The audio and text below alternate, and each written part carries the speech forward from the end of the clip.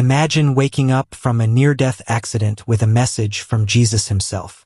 This is the tale of Landon Whitley, a young boy who survived a fatal accident only to come back with a deep mission. What did he experience on the other side? Who did he encounter? Join us as we delve into Landon's remarkable journey beyond the veil of death and the amazing revelations he brought back. It was a typical Sunday afternoon, October 19, 1997, when the Whitley family was traveling home from church in their Pontiac Sunfire. Landon, a young boy, was riding in the back while his parents, Julie and Andy, were in the front. It was a day like any other until tragedy hit. As they drove through an intersection, Julie recalls her husband suddenly yelling, but in the commotion, his words were forgotten. In a split second, everything was different. An ambulance racing through the intersection ran into their car. The collision was devastating. The accident left Landon's parents seriously hurt. Andy sadly did not make it, and Julie was left to endure the pain of losing her husband. I didn't see what he was yelling about. I didn't see the ambulance approaching, but I did recall him yelling. That was the last thing I heard from him. For young Landon, things were even more serious.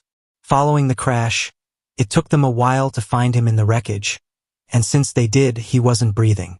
Rescuers labored desperately to bring him back to life, but his situation was desperate. He was airlifted to a nearby hospital in a hurry. Landon's battle for survival was not yet over. On that day, he died twice, once at the accident site and once during the journey to the hospital. But it was only after his second death in the hospital that Landon had something truly extraordinary happen to him. At only 8 years old, Landon Whitley witnessed something remarkable during those times when his life was on the line. He recalls feeling like he was in heaven every time that he died. He talks about experiencing golden streets, meeting Jesus, angels, his dad, and even 2 relatives whom he had never met before. These dreams made a profound impact on him, giving rise to a sense of awe at life, death, and the hereafter. This sense of wonder remained with him throughout his years. Today, now an adult, Landon recalls those moments in awe. For him, the accident was not merely a tragedy. It was a glimpse of a much larger reality. It reassured his belief and made him peaceful, knowing there is more than what appears in life. As much as the doctor tried his best to rescue him, there seemed to be little hope of survival.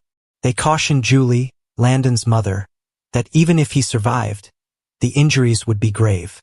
They told me that if he made it, which didn't look like it, that he would still be like an 8-year-old child, Julie remembered. He would not be able to walk, speak, or even eat normally because of brain damage. But I was willing to accept that.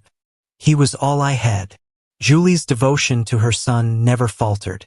Despite such horrendous news, she was prepared to do whatever it would take to keep Landon alive, no matter if it meant keeping him alive in a critically compromised condition. During those black times, Julie's will was unbreakable. She was willing to battle for her son regardless of the obstacles that came her way. To her, having Landon around her life, whatever the conditions, was all that counted. As Landon battled for his life, Julie endured the harsh reality of leaving her husband behind. At his burial, she struggled with anger and bewilderment toward God. I was so angry, shattered, and sitting at the funeral, I was cursing God. I had no idea why this was happening, she said. I couldn't comprehend why he didn't provide us with protection through angels. But with the very same breath, she prayed more fervently than ever before for Landon to live. Although she may never know for certain why her husband died and why her son lived so miraculously, she holds fast to what she believes. That faith and love can get us through even the most difficult times. Having sustained a severe head wound and been kept alive by machines, Landon awoke 2 weeks after the accident. Julie credits her prayers. To everyone's surprise, physicians found that he had no brain damage whatsoever. While Julie celebrated her son's recovery, she also had to endure the agonizing process of informing him of his father's death. His face was scarred, his head wrapped in bandages, and I didn't want to hurt him anymore, she remembered. Julie had to reconcile her relief that Landon had survived unscathed of brain damage with the agony of informing him he had lost his father.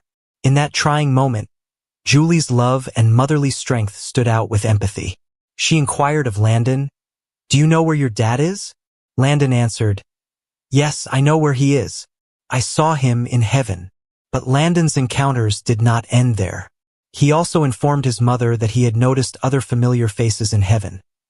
Family members, friends who had died, and even brothers and sisters he never knew. He gazed at me and said, "Oh, Mom, by the way, I forgot to mention it. I saw your other 2 children.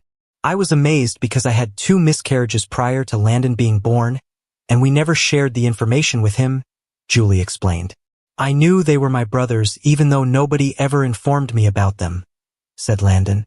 "You just know in heaven. You know who everybody is." Landon had a different experience each time he met with death. With the 3rd time, he met Jesus and heard a message that changed his life.